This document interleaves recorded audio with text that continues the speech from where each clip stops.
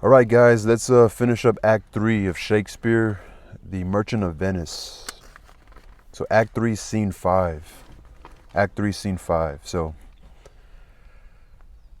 Antonio's in jail because he's unable to pay his debt to Shylock. And so Bassanio went back to his hometown to try to help out his friend, who lent him the money to go find his wife. So Act 3, Scene 5. Enter Lancelot the Clown and Jessica. Lancelot and Jessica enter. We're going to go back and forth, Shakespearean language to modern American English. So Lancelot. So Lancelot starting the scene. Yes, truly, for look you, the sins of the father are to be laid upon the children. Therefore I promise ye, I fear you, I was always plain with you, and so now I speak my agitation of the matter. Therefore be o good cheer, for truly I think you are damned. There is but one hope in it that can do you any good, and that is but a kind of bastard hope neither. This is what he's saying. Yes, look, it's true that children are punished for the sins of their fathers. That's why I'm worried about you. I've always been straightforward with you, so now I'm telling you what I think. Cheer up, because I think you're going to hell. There's only one hope for you, and even that's a kind of illegitimate hope. Okay, so yeah, Jessica is Shylock's daughter who ran away with the Christian, because Shylock is a Jew. So Jessica, and what hope is that, I pray thee? What hope is that, may I ask? Lancelot, Mary, you may partly hope that your father got you not, that you are not the Jew's daughter. You can hope your father isn't your real father. Maybe your mother fooled around and you aren't the Jew's daughter. Jessica, that were a kind of bastard hope indeed, so the sins of my mother should be visited upon me. That really is an illegitimate hope. Then I'd be punished for the sins of my mother. Lancelot, truly then I fear you are damned both by father and mother. Thus when I shun Scylla your father, I fall into Charybdis your mother, while you are gone both ways. In that case, I'm afraid you're damned by both your father and your mother. When you avoid one trap, you fall into another. You're in trouble either way. Jessica, I shall be saved by my husband. He hath made me a Christian. My husband will save me. He's made me a Christian. Lancelot, truly the more to blame he. We were Christians, before, and as many as could live one by another. This making Christians will raise the price of hogs. If we grow all to be pork eaters, we shall not surely have a rasher on the coals for money. Enter Lorenzo. This is what Lancelot's saying. He was wrong to do that. There were enough Christians before, as many of them as could stand to live near each other. All these new Christians will make the price of hogs go up. If we're all pork eaters, we won't be able to get our hands on a slice of bacon, even if we got money for it. Even if we got the money for it. So Lorenzo enters, but Jessica continues.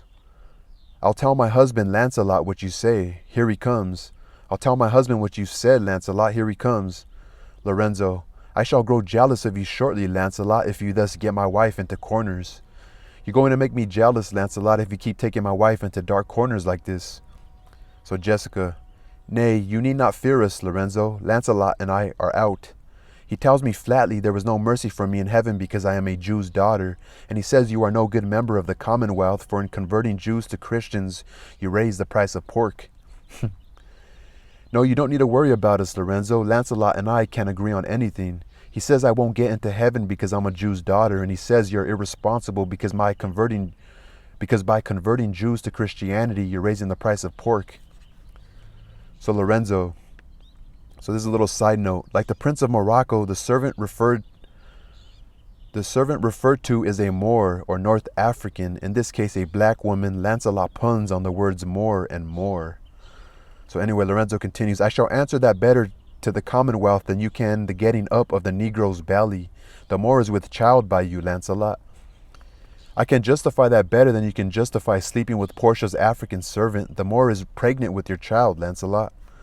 Lancelot, it is much that the Moor should be more than reason, but if she be less than an honest woman, she is indeed more than I took her for. It's too bad there's more of the Moor than there ought to be, while even if she's a less than honest woman, she's still a lot more respectable than I thought at first. Lorenzo, how every fool can play upon the word. I think the best grace of wit will shortly turn into silence, and discourse grow commendable in none only but parrots. Go in, sirrah, bid them prepare for dinner. Any fool can make puns. I think the best sign of intelligence will soon be silence, and talking will only be a good thing for parrots to do. Go in and tell the servants to get ready for dinner. Fucking fly.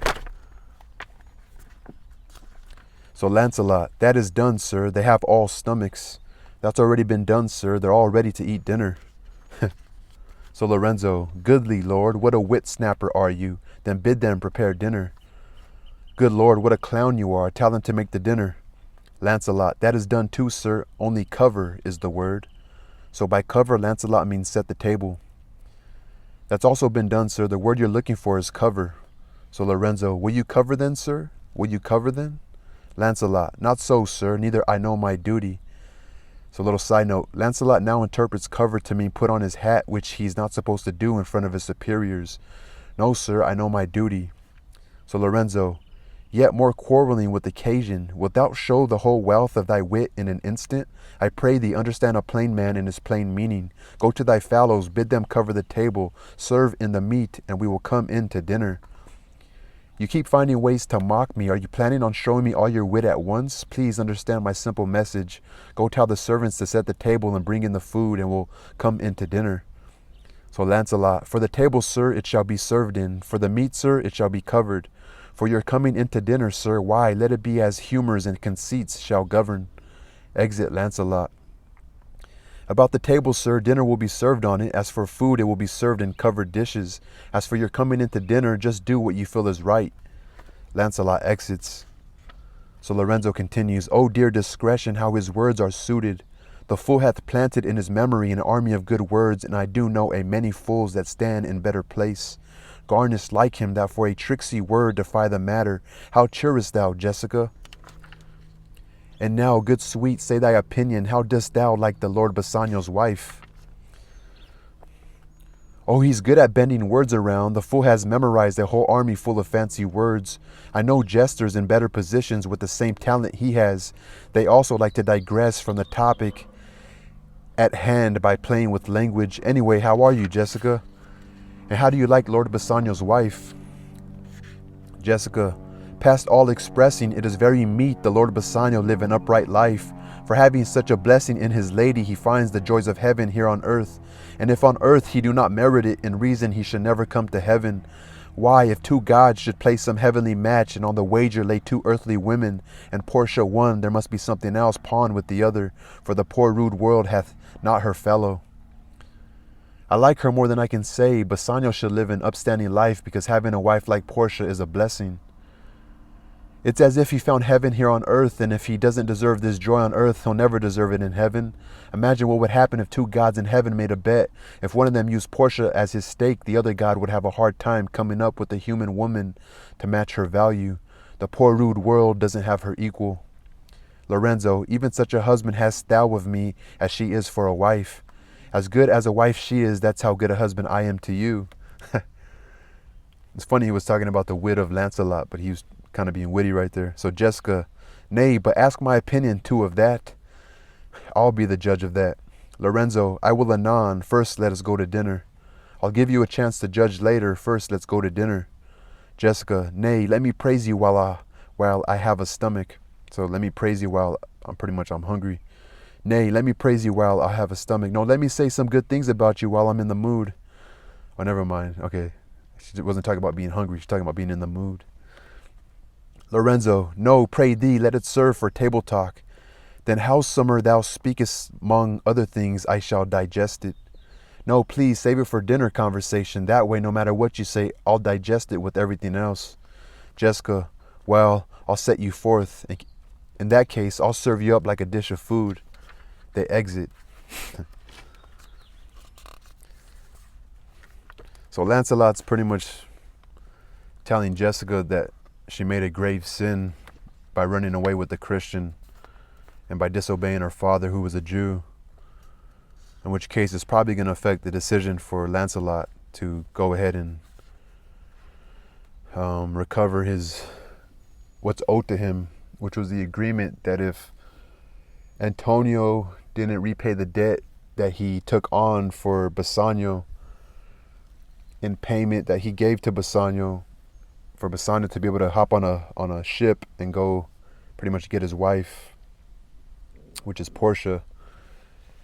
And yeah, it only made it worse for his daughter to run away with the Christian, as is Antonio's a Christian, Bassanio's a Christian. So actually right here in scene 4, Antonio comes into play, the Duke.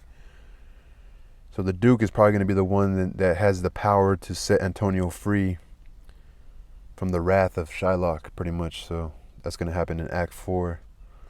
Enter the Duke, the Magnificos, Antonio, Bassanio, Gratiano, Salerio, and others. The Duke, the Magnificos, Antonio, Bassanio, Gratiano, Salerio, and attendants all enter in Act 4. So, yeah. So Antonio, his life is at stake here. So,